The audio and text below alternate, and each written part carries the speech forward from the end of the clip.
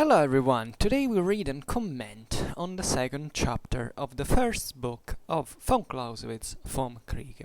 The text follows. The combat is the single activity in war. In the combat, the destruction of the enemy opposed to us is the means to the end. It is so even when the combat does not actually take place, because in that case there lies at the root of the decision the supposition at all events that this destruction is to be regarded as beyond doubt. It follows, therefore, that the destruction of the enemy's military force is the foundation stone of all action in war, the great support of all combinations which rest upon it like the arc of its abutments. All action, therefore, takes place on the supposition that if the solution by force of arms, which lies at its foundation, should be released, it will be a favorable one. The decision by arms for all operations in war, great and small, what cash payment is in-bill transaction. However remote from each other these relations, however seldom the realization may take place, still it can never entirely fail to occur. If the decision by arms lies at the foundation of all combinations, then it follows that the enemy can defeat each of them by gaining a victory on the field, not merely in the one on which our combination directly depends, but also in any other encounter, if it is only important enough. For every important decision by arms, that is, destruction of the enemy's forces, reacts upon all preceding it, because, like a liquid element, they tend to bring themselves to a level. Thus, the destruction of the enemy's armed force appears, therefore, always as the superior and more effectual means to which all others must give way. It is, however, only when there is a supposed equality in all other conditions that we can ascribe to the destruction of the enemy's armed force the greater efficacy. It would, therefore, be a great mistake to draw the conclusion that a blind dash must always gain the victory over skill and caution. An unskillful attack would lead to the destruction of our own and not of the enemy's force, and therefore is not what is here meant. The superior efficacy belongs not to the means but to the end, and we are only comparing the effect of one realized purpose with the other. If we speak of the destruction of the enemy's armed force, we must expressly point out that nothing obliges us to confine this idea to the mere physical force. On the contrary, the moral is necessarily implied as well, because both in fact are interwoven with each other, even in the most minute details, and therefore cannot be separated. But it is just in connection with the inevitable effect which has been referred to of a great act of destruction, a great victory, upon all other decisions by arms, that this moral element is most fluid, if we may use that expression, and therefore distributes itself the most easily through all the parts. Against the far superior worth which the destruction of the enemy's armed force has over all other means stands the expense and risk of these means, and it is only to avoid these that any other means are taken. That this must be costly stands to reason, for the waste of our own military forces must, ceteris paribus, always be greater the more our aim is directed upon the destruction of the enemy's power. The danger lies in this, that the greater efficacy which we seek recoils on ourselves, and therefore has worse consequences in case we fail of success. Other methods are therefore less costly when they succeed, less dangerous when they fail, but in this necessarily lodged the condition that they are only opposed to similar ones, that is, that the enemy acts on the same principle. For if the enemy should choose the way of a great decision by arms, our means must on that account be changed against our will in order to correspond with this. Then all depends on the issue of the act of destruction. But of course it is evident that ceteris paribus, in this act we must be at a disadvantage in all respects, because our views and our means had been directed in part upon other objects, which is not the case with the enemy. Two different objects of which one is not a part, the other exclude each other, and therefore a force which may be applicable for the one may not serve for the other. If therefore one of two belligerents is determined to seek the great decision by arms, then he has a high probability of success as soon as he is certain his opponent will not take that way, but follows a different object. And everyone who sets before himself any such other aim only does so in a reasonable manner, provided he acts on the supposition that his adversary has a little intention as he has of resorting to the great decision by arms. Okay, so let's get into this. This passage, as you understand, focuses on combat, on combat as the single activity in war. This is the definition that von Clausewitz gives. The combat is the single activity in war. Then he goes on and says, in the combat, the destruction of the enemy opposed to us is the means to the end, right? So this is particularly important because it still resembles and it basically reflects the relation that exists between our motives, that can be whichever they are, and the mean through which we achieve it. So it's like politics and war, in other words, and as war is a political act, but is also an act of violence proper, and therefore distinguishes itself in this sense.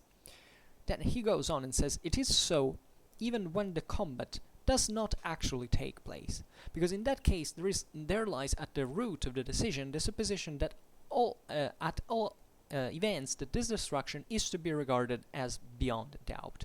That is, in other words, the way you conduct war may still entail that combat is fundamentally, you don't have necessarily to use it directly, at least in every single occasion. There is always, this is banally understandable, as in every we have seen the suspension of the military action as something perfectly coherent with the waging of a war, and because still our intention entails the use of this mean preventively in any case. So you are there, in other words, to fight for the sake of combat, because that's the mean through which you want to achieve the destruction of the enemy. It follows, therefore, that the destruction of the enemy's military force is the foundation stone of all action in war, the great support of all combinations. This is a particularly important concept, because it's as if there couldn't be, in fact, any war without combat proper, right? So war is an act of violence by itself. So all your thinking to achieve fundamentally rests on your capability of fighting. True. And that's what defines war, right? As combat is the single activity in war, right? Let's recall. So, and this the destruction of the enemy's military force is the great rests upon it like the ark on its abutments. Okay. All action, therefore, takes place on the supposition that if the solution by force of arms which lies at its foundation should be released, it would be a favorable one. Now, this is also an important concept, which basically means that if you fight, you're essentially expecting to have a favorable outcome, right? Which you can't unitedly have all the time, but if you're fighting, it is essentially because you expect at that point at least to gain to obtain a victory, right? To have a favorable result. So, in other words, you don't employ force if you think that that force is not sufficient for at least for that specific combat, then of course there is all an economy of forces that you can conceive, and we'll see now also how force will have to be channeled, right? Remember that the way you have the destruction of the enemy force is a mean to the end, right? It means to the end. So here then it has the decision by arms is for all operations in war, great and small, what cash payment is in bill transactions. This is one of the very nice Clausewitzian metaphors that basically that it's very plastic, it's very vivid, and it really renders you the idea. When you have bill transactions, what you exchange is cash payment, right? So you have this transaction, this way of giving and giving back, and it's as if that the decision by arm is in this way the resolutive mean, right? And there are naturally in bill transactions several different transactions. In fact, here von Clausewitz says, however remote from each other these relations, however seldom the realization may take place, still it can never entirely fail to occur. That is, in other words, that you have to pay your bills till the very end at one point. At least it may happen, right? And that's the objective of war, looking at the destruction of the enemy forces. So that's really the mean through which, right, you act. It's really fighting. So going on, von Clausewitz says, if the decision by arms lies at the foundation of all combination, then it follows that the enemy can defeat each of them by gaining a victory on the field, not merely in the one on which our combination directly depends, but also in any other encounter, if it is only important enough. For every important decision by arms, that is, destruction of the enemy's forces, reacts upon all preceding it, because like a liquid element, they tend to bring themselves to a level. So the foundation of all combinations, right, in the decision that in our decision by arms, as we have seen, rests on the on combat. The problem, though, is that the enemy also has its own kind of combination, interferes with our own. So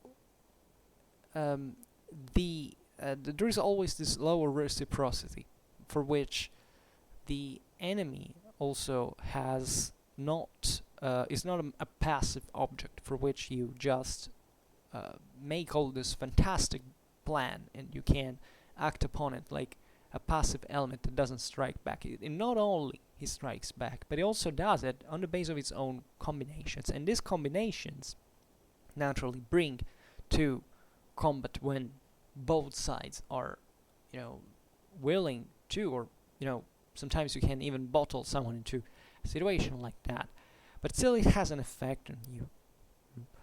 And still this can escalate theoretically into even surrender of the enemy, because at that point you can put the enemy against the wall. But at that point, let's say the political object takes over, for which the use of arms is suspended definitely, or indefinitely at least.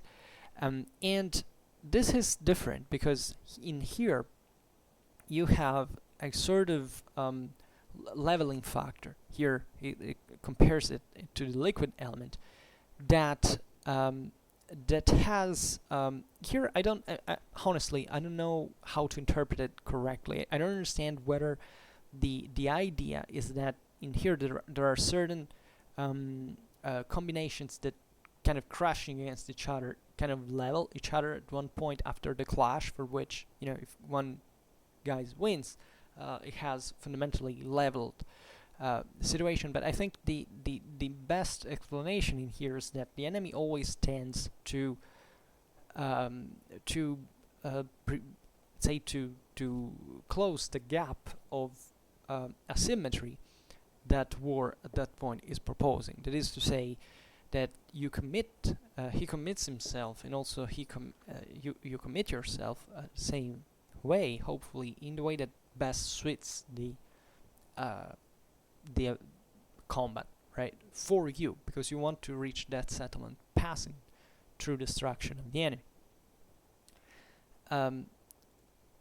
I don't know whether I interpreted correctly, but here I think, because I'm using an extremely disgusting translation, but I think we even skipped one point, that here I don't know why this translation is not present, but it had to deal, however, to the importance, first of all, the multiformity of the ends. That is to say that for different that there are different ways of fighting, of combat, right? So, and that this shape on the base of the ends, and the so at the same time, however, this the combat in itself represents a sort of trait d'union of military activity. It's as if it was a wide net, right?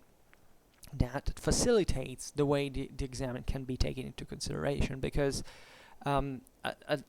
given all what von Clausewitz has said in the previous paragraphs, you may think that at this point you can't categorize in any way, or you can't even observe sometimes what is really happening, even if you had the means, because everything is always changing. Where is that politics begin? Where is the combat? That war actually starts. So combat, in a way, is the way it to which war is not just permeated by, but that also facilitates its own exam. It's as if combat was a unit on its own. We have seen it in the previous passage, in the previous video.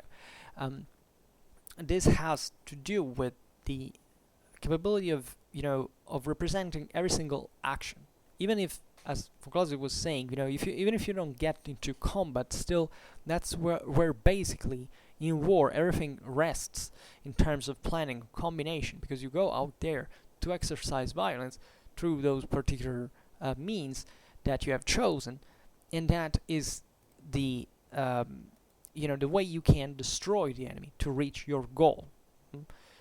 There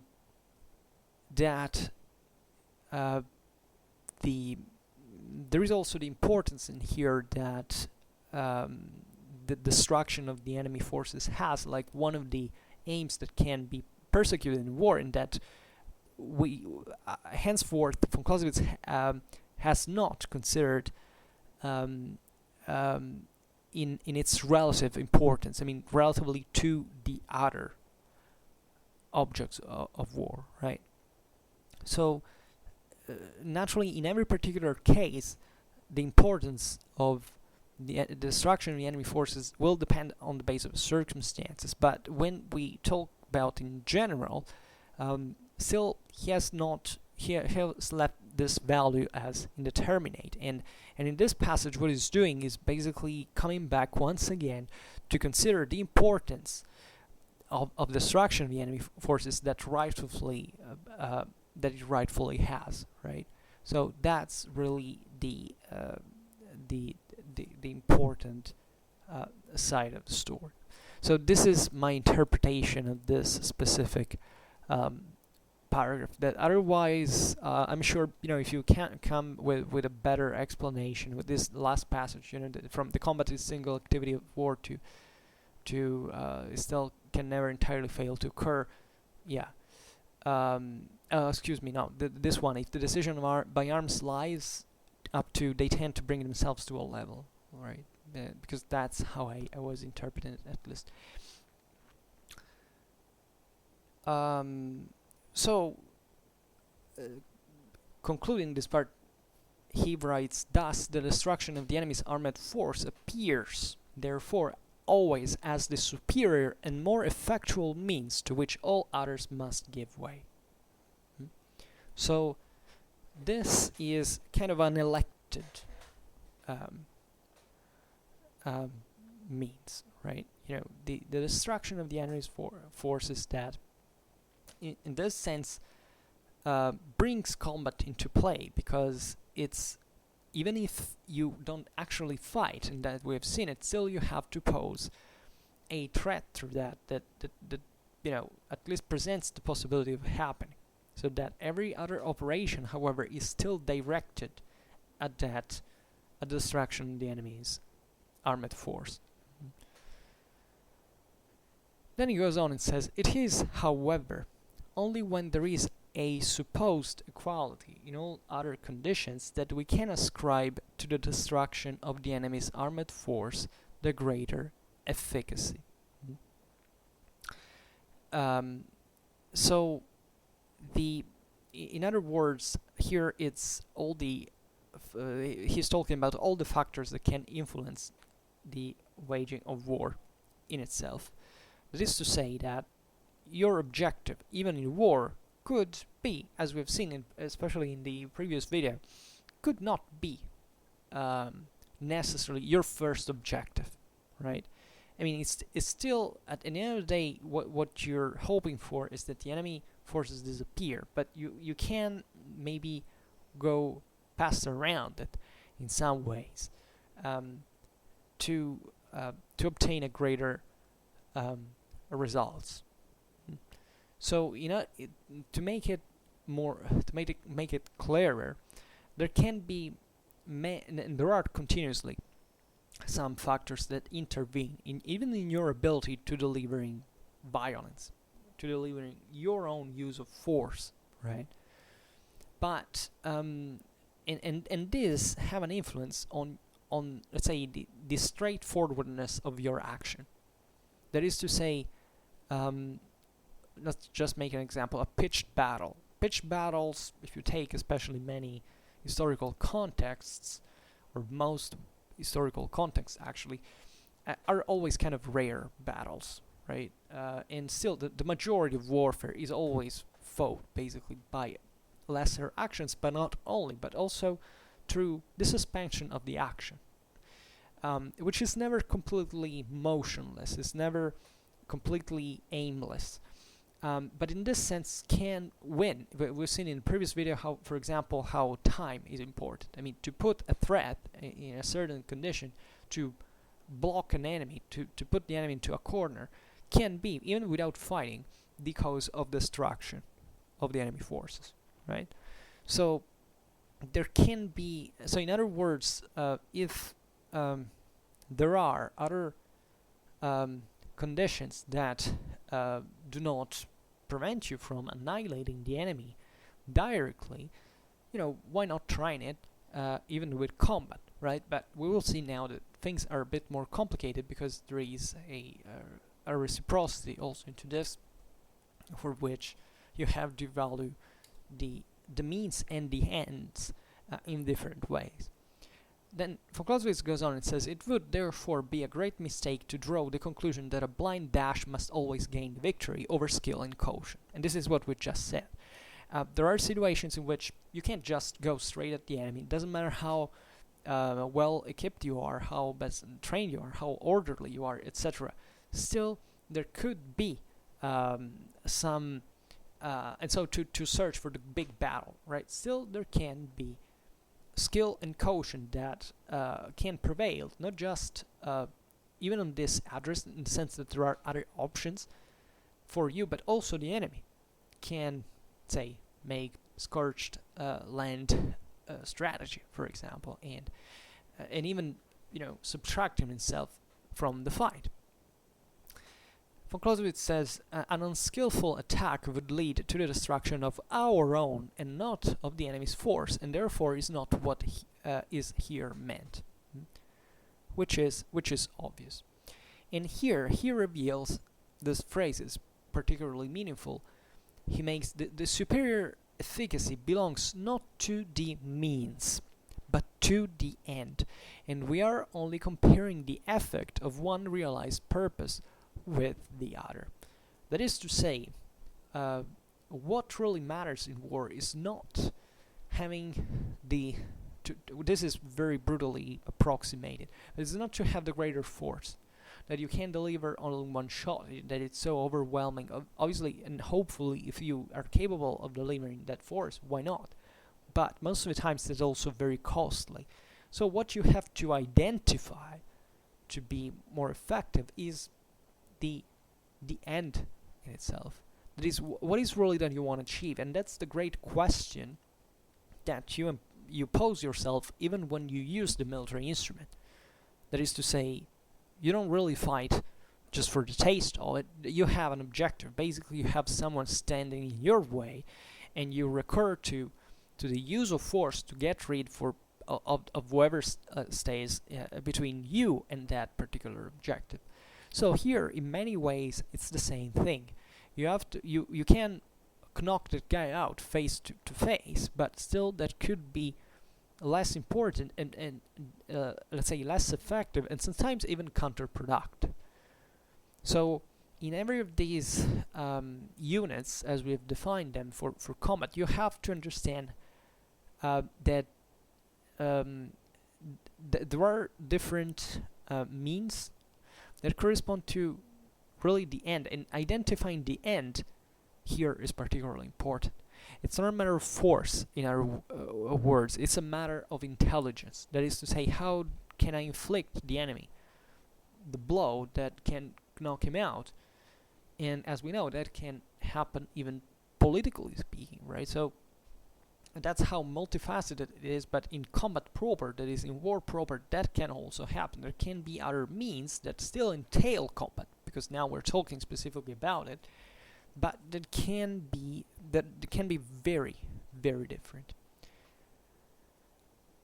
Then von Clausewitz, and that you have to naturally to identify, to study, to realize which one is the most convenient. So von Clausewitz goes on and says, if we speak of the destruction of the enemy's armed force, we must expressly point out that nothing obliges us to confine this idea to the mere physical force.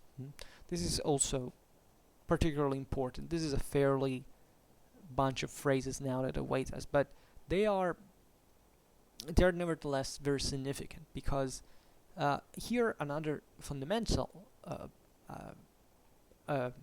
evidence that is out there in every kind of combat is that you don't have to literally destroy physically the enemy. You can even you should, I wouldn't say preferably, but sometimes more conveniently, attack his moral. Right, try to damage his moral. So, in fact, here he says, on the contrary, the moral is necessarily implied as well, because both the morale, sorry, not the moral, because both, in fact, are interwoven with each other, even in the most minute details, and therefore cannot be separated.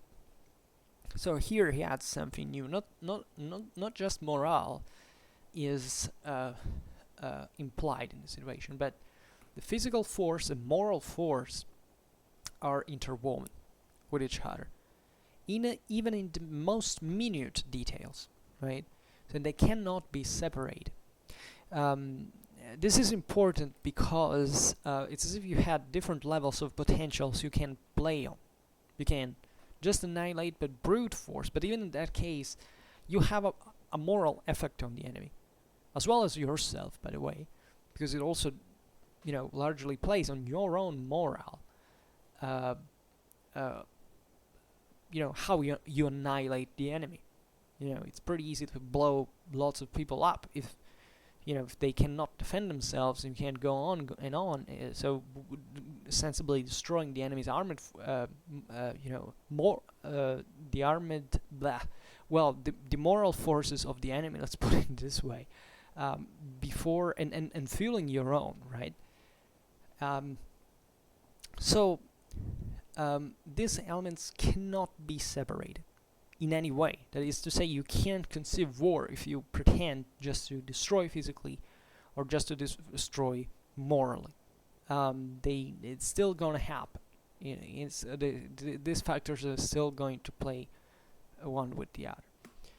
But, he says, it is just in connection with the inevitable effect which has been referred to of a great act of destruction, that is a great victory, upon all other decisions by arms. This moral element is most fluid, if we may use this expression, and therefore distributes itself the most easily through all the parts.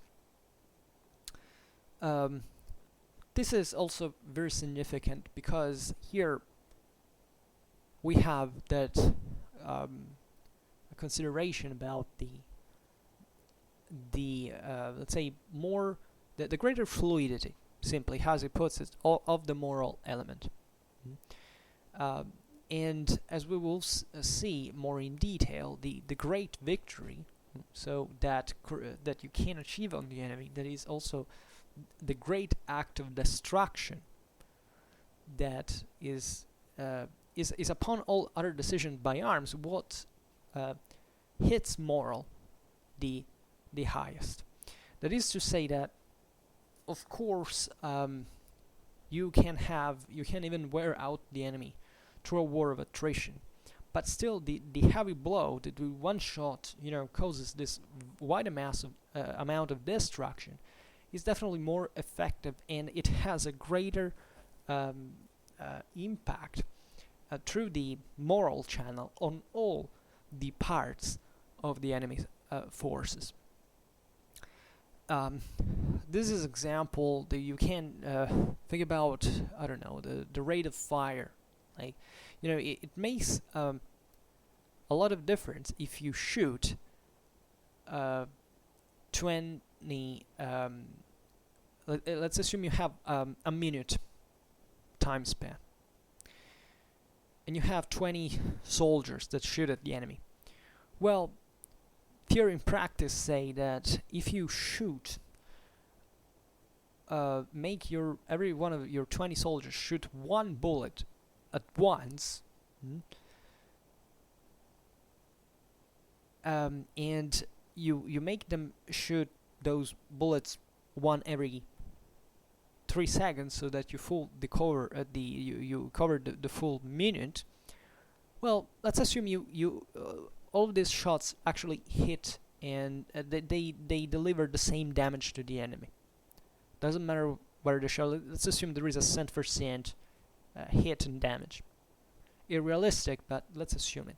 Well, it's the 20 shots in all one blow that have the greater effect in absolute terms than the 20 shots in those diluted in 1 minute. And just remember that even in the minute in which you shoot the 20 shots in one blow, there aren't other shots going around. So morale is somehow one of the most malleable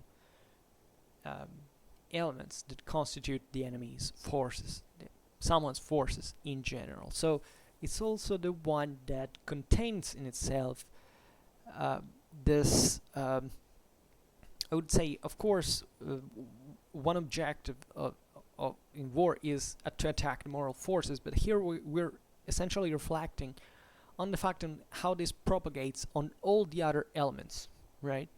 So that is not something that that takes time, like shifting a physical mass throughout one place that if you don't move remains there.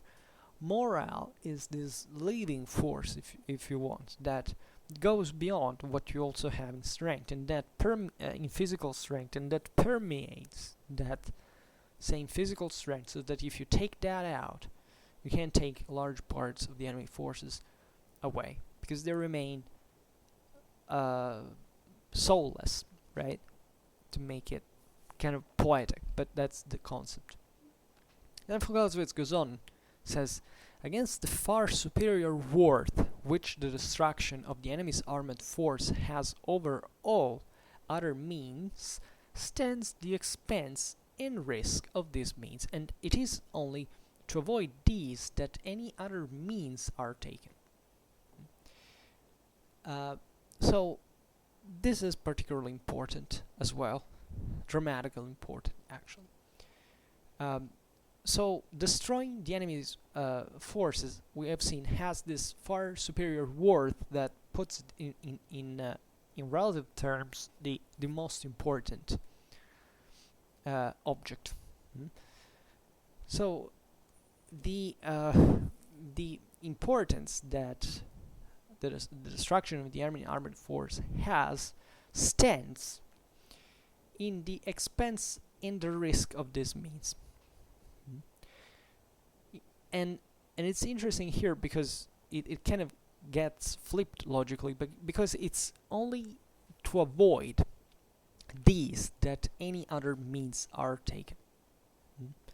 So in a way, when you try to destroy someone's armored force, that someone will put in motion his own armored force to destroy yours. That is particularly meaningful. So that, in other words, that expense and risk increases. And the lower reciprocity here is particularly important. So this that expense and risk must be costly stands to reason, for the waste of our own military forces must, ceteris paribus, always be greater the more our aim is directed upon the destruction of the enemy's power. That is to say, that in order to want to achieve directly through combat the destruction of the enemy armored force, you have to invest a lot of resources, and also to in this sense put them at risk, because you're gonna trigger a reaction that naturally doesn't want you to see prevail, right? And this obviously has an effect for you commit yourself as well, same forces, and this ceteris paribus basically means that given all other conditions, kind of flattened. So entailing a sort of a certain level of symmetry, at least, that is to not to create an unbalancement that can derive from other, that at that point goes outside even the realm of war, right? May go at least, and that however has a direct effect on. Von Clausewitz gets more specific, saying the danger lies in this, that the greater efficacy which we seek recoils on ourselves, and therefore has worse consequences in case we fail of success. This is also important. The more you commit, and the more you risk, and the more you can theoretically lose, right? And also practically lose. And so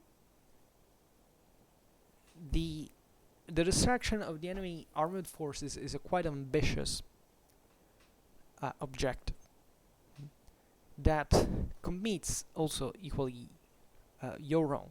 I mean, not equally in the sense of quantity, but equally, reciprocally, right? So it's constantly tied to it. It's not something you can evade. Then von Clausewitz goes on and says, other methods are, therefore, less costly when they succeed, less dangerous when they fail. So you can try to get past that. You can't try to get around it in some ways. That is to say, okay, I don't destroy really I don't put myself the idea to annihilate now the enemy forces, but I try to compensate. Like you may say, okay, well, there are other methods. Some are less costly when they succeed, or maybe they're less dangerous when they fail. So I will attain to those. Maybe I will not take direct action. And but von Clausewitz says, but in this is necessarily lodged the condition that they are only opposed to similar ones. That is, that the enemy acts on the same principle. In other words, the enemy knows it. In other words, the enemy reacts. So he can exploit at that point the potential that lays between you and your, yours and his commitment. We'll get a bit more precise in here. Von Clausewitz goes on and says, for if the enemy should choose the way of a great decision by arms, our means must on that account be changed against our will in order to correspond with this. You see here the reciprocity, how important it is, because if we try to, we've seen that there is this great victory that theoretically both sides are hopefully gonna are going to achieve. There is the big climatic battle for which there are, in every war there is usually a moment that is related to this great fight that brings the greater destruction of one of the forces. So the problem here is that if you try to escape that, you still have to confrontate with an enemy that could oblige you to instead to stick to that. And the point in here is that not only it can't do that, but it goes against your former decision, your former plan, and at the same time it's directed not to just invite you to fight, but to fight against yourself directly. So that expense and risk at that point sometimes are unavoidably taken, actually most of the times, and that's what combat basically entails, right? And von Clausewitz goes on and says, then all depends on the issue of the act of destruction. But of course it is evident that ceteris paribus, in this act we must be at a disadvantage in all respects, because our views and our means had been directed in part upon other objects, which is not the case with the enemy. Two different objects, of which one is not part of the other, exclude each other, and therefore a force which may be applicable for the one may not serve for the other. So, in other words, there can be actions that you take that really are going another way compared to what the enemy is trying to meet you at, right? I know I'm explaining it terribly, but the concept, I think, it should be this one. And at the same time, however, an action that is caused by someone will be, may not serve actually the other. I mean, obviously there are mistakes, but at the same time, one action is somewhat motivated to improve your current condition at possibly at the expense of the enemy as well. So there is a sort of there's always a reaction on each other at the same time. But here the most important part is this one. It says, if therefore one of the two belligerents is determined to seek the great decision by arms, then he has a high probability of success as soon as he is certain that the opponent will not take that way but follows a different object. And everyone who sets before himself any such other aim only does so in a reasonable manner, provided he acts on the supposition that his adversary has little intention as he has of restoring to the great decision by arms. That is, to make the story simple, if you catch the enemy, let's imagine you're searching for the great battle, right? And the enemy is not, because maybe he's unaware. Here, von Clausewitz rightfully puts the accent on, that or what the both sides are supposing, basically, right? Because you can't even deal with one enemy that you don't quite understand what he's up to at one point.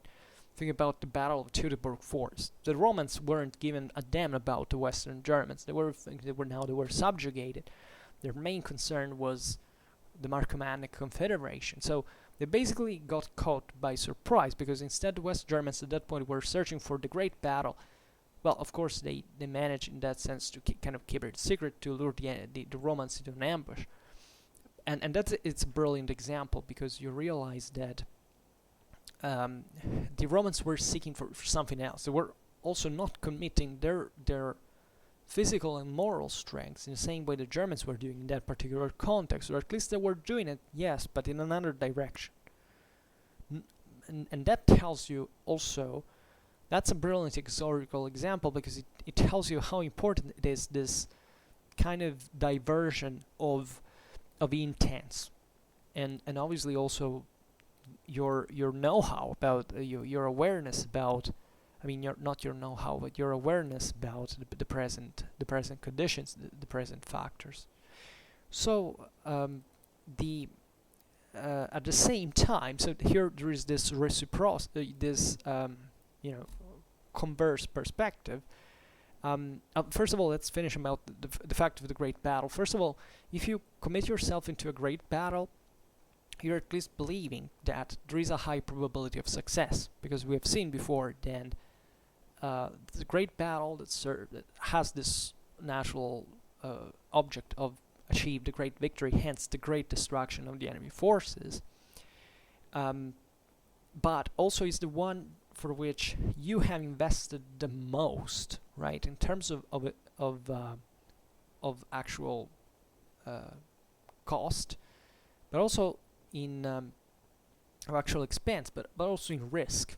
That is to say, okay, you commit a lot, you invest a lot, and therefore you risk a lot at the same time. So it's obvious that if you invest a little, you can lose a little, but at the same time that little can be overwhelmed at that point. So being put in a relatively far worse situation and risking annihilation, therefore increasing the chances of losing it in absolute terms, right? And that's why you're called upon. Also, who decides to take the way of the great decision of arms, because as von Clausewitz says, let's repeat it, our means must on that account be changed against our will in order to correspond with this, and it would be silly not to do it, unless, for you, easily the matter doesn't have any importance, but at that point it's a much broader picture, but still there is an absolute loss. And conversely, if you here it says, provided the axis position as versus hell, of course, if you see that your adversary has a little intention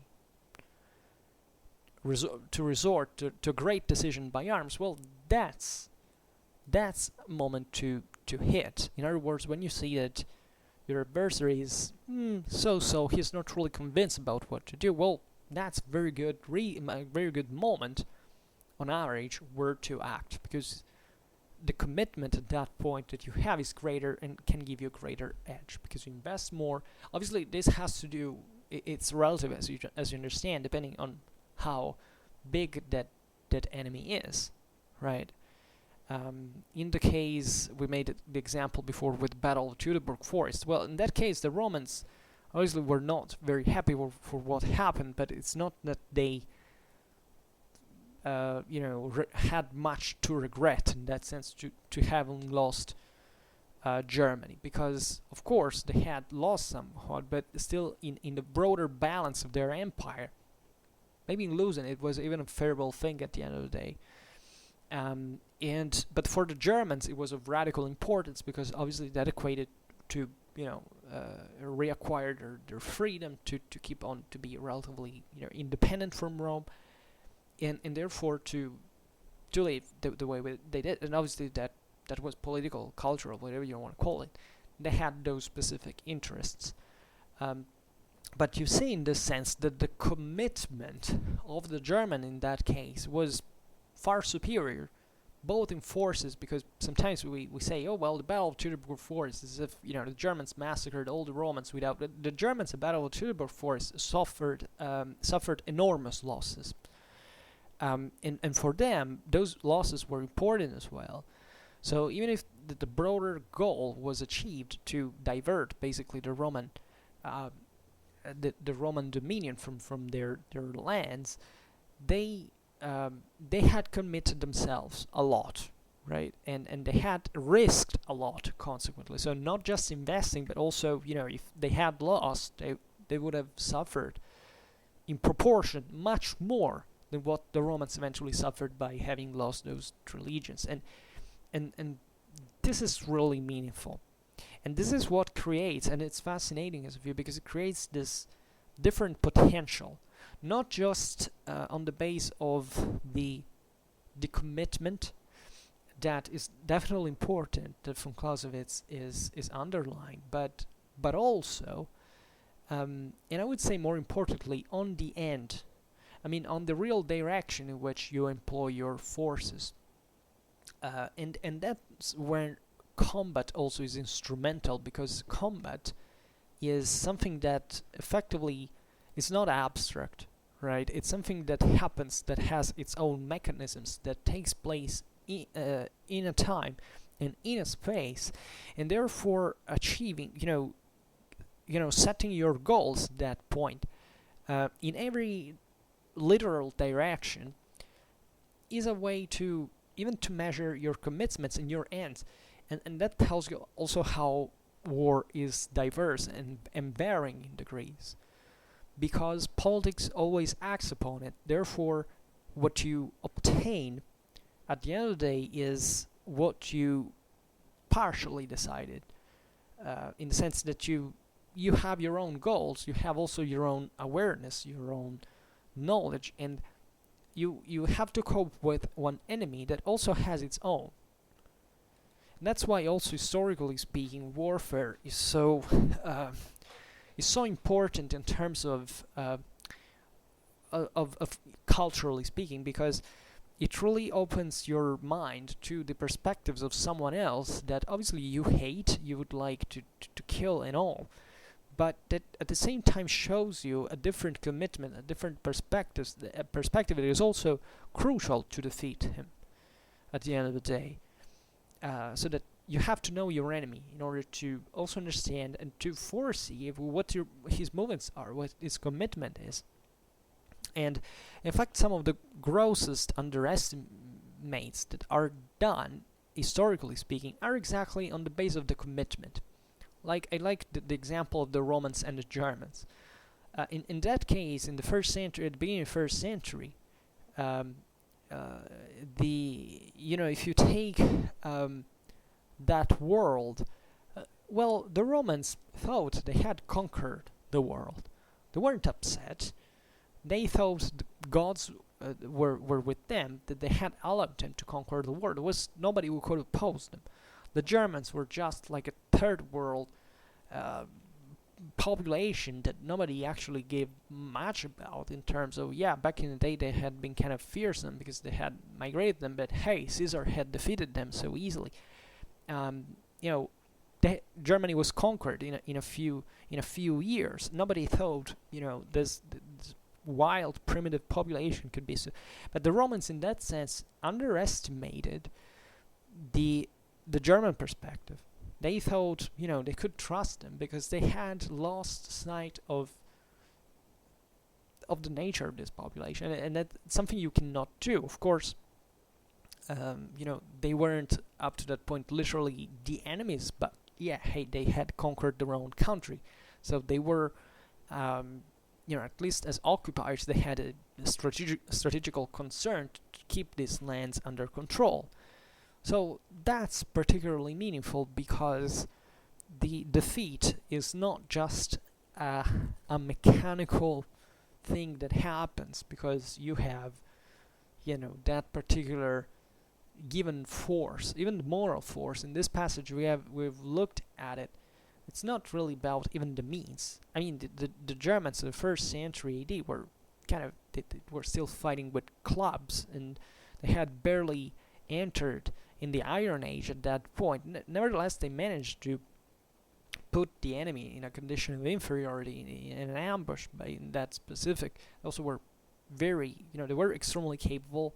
What the Armenians did was miraculous, given the nature of also rallying all the tribes and all that was amazing. But also they had something that the Romans had evidently not assessed.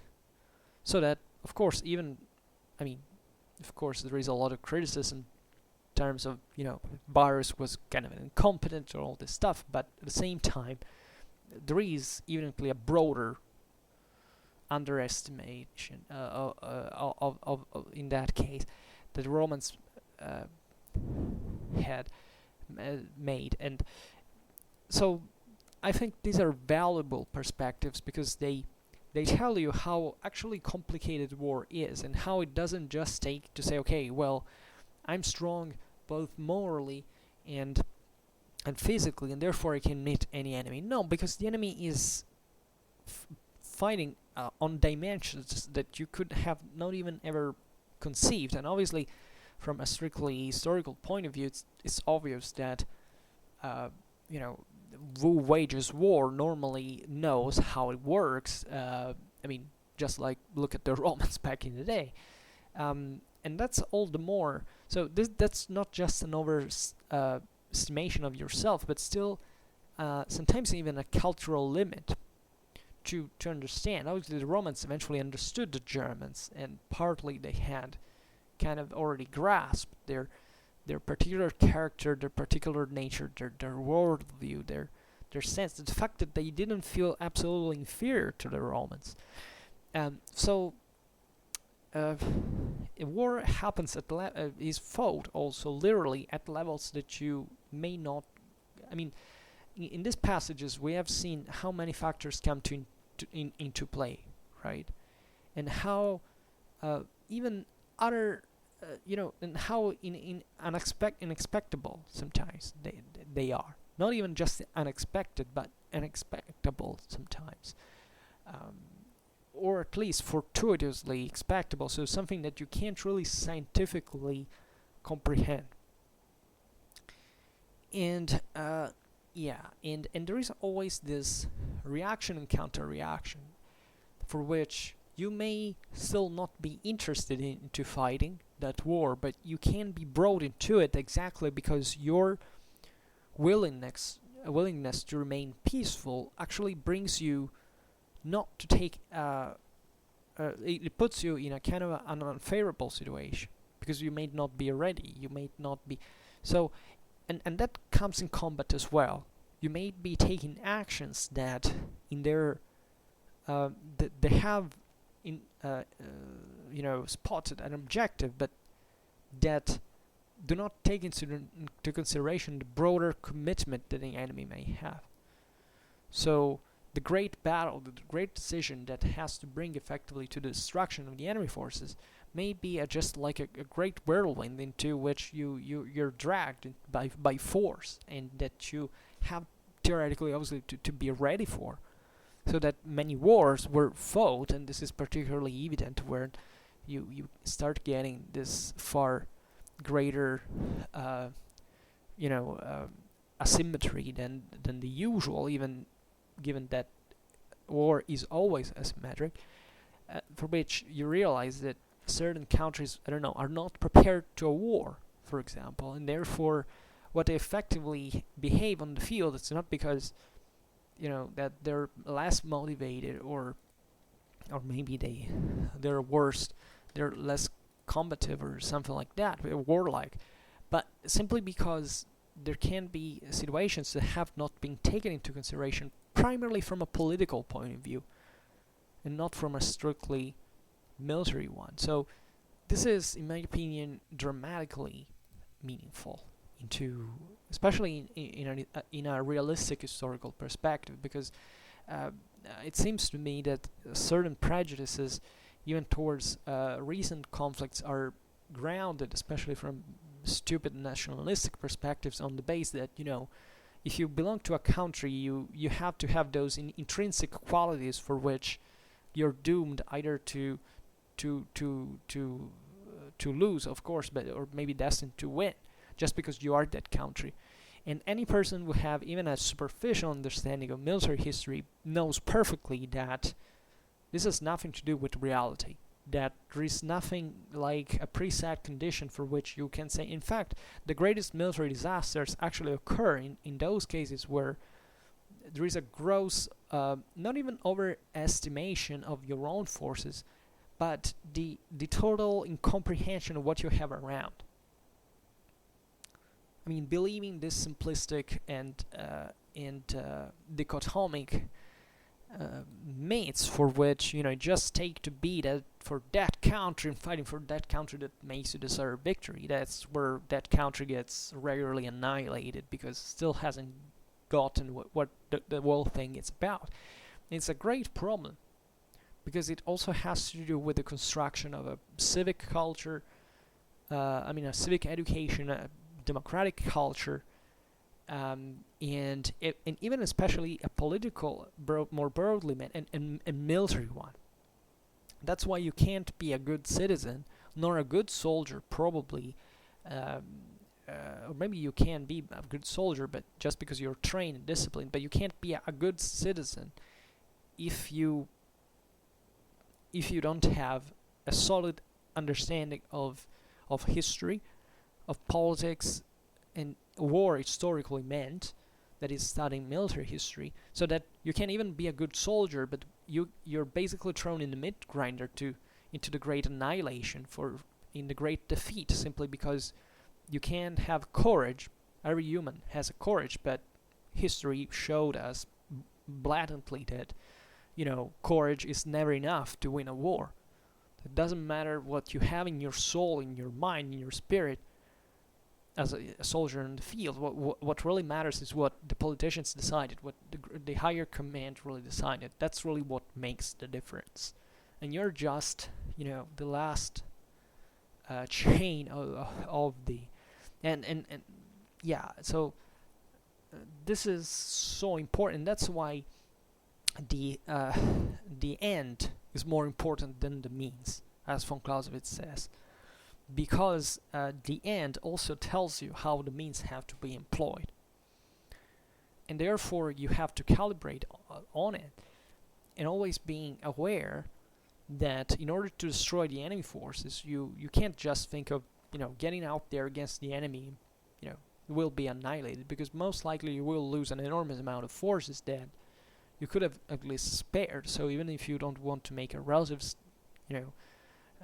appreciation of this, at least you can understand what those losses mean. That is, people killed, for example. So what price do you give to that? Personally, it has a price, as we often say, but it's still a very high one. So I don't know how clear the explanation of today's passages really was, but I think that the general meaning is pretty clear, and that Clausewitz in theory is starting to get a more a more plastic, a more extended and branched dimension, right? That really shows you actually how complex it is, and even how difficult it basically is to understand as applied. That makes one thing is studying it like this, one thing is understanding these things when you're really on the field. Obviously, this is not a manual that you have used on the field at all. That's not the author's intention at all. But this is, however, to show with greater clarity as possible something that is still very complicatedly happening in combat, in war. So we will definitely have to address other important topics. By the way, next time we will finish the second chapter, and that's particularly great. Then we will get to the warrior genius. Let's say that that has to do with other aspects. But this chapter has a particularly great importance, as you understand, in the ends and means of war. That if you really don't get well, it's and how especially they work, you can really difficultly start to move around further concepts. Okay, so for now, I just hope that you enjoyed this video. If you did, please share it, otherwise leave a like or subscribe to my channel if you're interested in my upcoming contents. And for now, I thank you heartily for listening to me. I wish you a nice time and see you next time. Bye.